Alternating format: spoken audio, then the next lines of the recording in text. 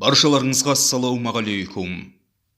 Бүкіл елді шулатып жатқан Бишімбаев ісінде сол күні дәл сол мейрамхананың қожайыны Бишімбаевтың туысы болған және бүгінде абақтыда отырған Байжанов мырза да сөйлей бастады. Оның айтуынша, бірінші күні ұсталғаннан кейін куәлік бергенде мен қорқып тұрдым дейді. Екінші рет мені ұстаған кезде куәлік алды. Сол кезде менде бір адвокат болды. Сол адвокат маған мынаны айтпа, мынаны айт деген секілді нұсқаулар берді. Кейін желтоқсанда оның Бишімбаевтың адвокаттарымен араласып жүргенін түсіндім. Сосын мен ол адвокаттан бас тарттым. Менің айтып жатқанымның бәрі тек шындық. Сотталсам сотталып кетейін, бірақ мен шындықты айтамын. Дәл осылай Байжанов мырза сот алдында сөйледі.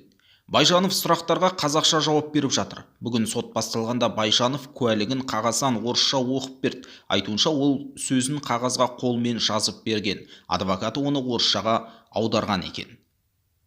Бір қызығы, дәл сол жерде екі азамат та ұсталды ғой, Байжанов та Бишімбаев та. Ал дәл қазір екеуі бір-біріне куәлік беріп жатыр. Байжанов, Бишімбаев маған қысым көрсетті деп өзінің сот алдында дәл осы сөздерді айтуға мәжбүр болғандығын жеткізді.